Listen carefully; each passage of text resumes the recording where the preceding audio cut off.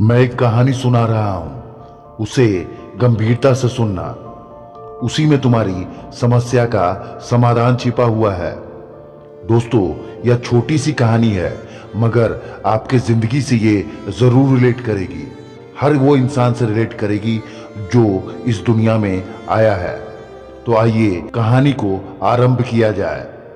एक व्यक्ति अपने परिवार, रिश्तेदार, मित्र, मोहल्ले के निवासी, अपने फैक्ट्री के कार्यकर्ताओं से अति दुखी होकर समाधान हेतु अपने गुरु के पास पहुंचा और अपनी पीड़ा गुरुदेव को बताते हुए बोला, मेरे कर्मचारी, मेरी पत्नी, मेरे बच्चे और मेरे आसपास के सभी लोग बेहद स्वार्थी हैं। कोई भी सही नहीं है। क्या करूं गुरुदेव? उस व्यक्ति की वेदना को समझ गुरुजी उसकी समस्या को भली भांति समझ गए। मुस्कान के साथ उन्होंने कहा, पुत्र, निस्संदेह तुम्हारी समस्या अति गंभीर है।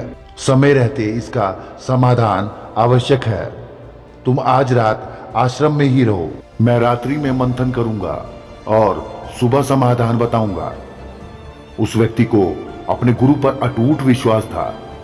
उसने आश्रम में रात्रि निवास की बात स्वीकार कर ली और आश्रम के निवासियों के पास जा पहुंचा। भोर की पूजा अर्चना के पश्चात अपने अन्य शिष्यों का समाधान को निपटाकर गुरुजी ने अंत में उस व्यक्ति को अपने पास बुलाया। एक रात आश्रम में बिताने के अनुभव को भी वह व्यक्ति अपने गुरु को बताने से खुद को रोक न सका और बोला, गुरुदेव, आपके आश्रम में भी स्वार्थियों ने अपना डेरा जमा रखा है। हर कोई आपसे कुछ न कुछ चाहकर ही यहां रुका है।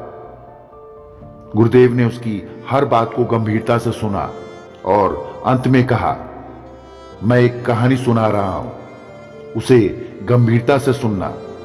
इस कहानी में ही तुम्हारी समस्या का समाधान छिपा है। मगर दोस्तों, अगर आपने ये पूरी कहानी सुन ली तो आपके भी जीवन में जो कष्ट है वो सारे खत्म हो जाएंगे।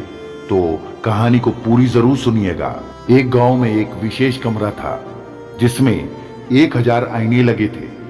एक छोटी लड़की उस कमरे में गई और खेलने लगी।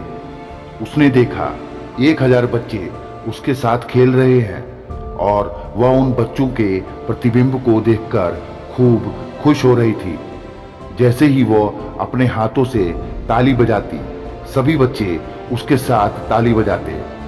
उसने सोचा, यह दुनिया की सबसे अच्छी जगह है और यहाँ वह बार बार आना चाहेगी। बच्ची के प्रस्थान के पश्चात थोड़ी देर बाद इसी जगह पर एक उदास आदमी कहीं से आया।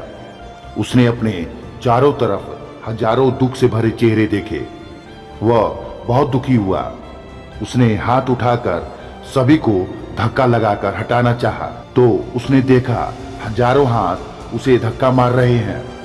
उसने कहा, यह दुनिया की सबसे खराब जगह है, यहाँ दोबारा कभी भी नहीं आऊंगा। और उसने वो जगह को छोड़ दी। ठीक इसी तरह यह दुनिया का कमरा है जिसमें हजारों शीशे लगे हैं। जो कुछ भी हमारे अंदर भरा होता है तो वह प्रकृति हमें लौटा देती है। संसार हमें अपने मन के अनुरूप ही दिखता है। इसीलिए अपने मन और दिल को साफ रखें। यकीनन तब यह दुनिया आपके लिए स्वर्ग की तरह अनुभव होगी। संसार को सुधारने की आकांक्षा रखने वालों के लिए सर्वप्रथम आवश्यक यह है कि हम स्वयं में सुधार करें। संसार अपने आप सुधर जाएगा। संसार उसी को पवित्र नजर आता है जिसकी खुद की आत्मा पवित्र हो। तो दोस्तों, ये थी शिक्षा आज के लिए। आपको कैसी लगी? अगर पसंद आई है तो कमेंट बॉक्स में हे कृष्ण, हे कृष्ण, हे कृष्ण जरूर लिखें। तो मिलते हैं अगली किसी बेहतरीन कथा के साथ। तब तक के लिए आपका प्यार, आपका आभार।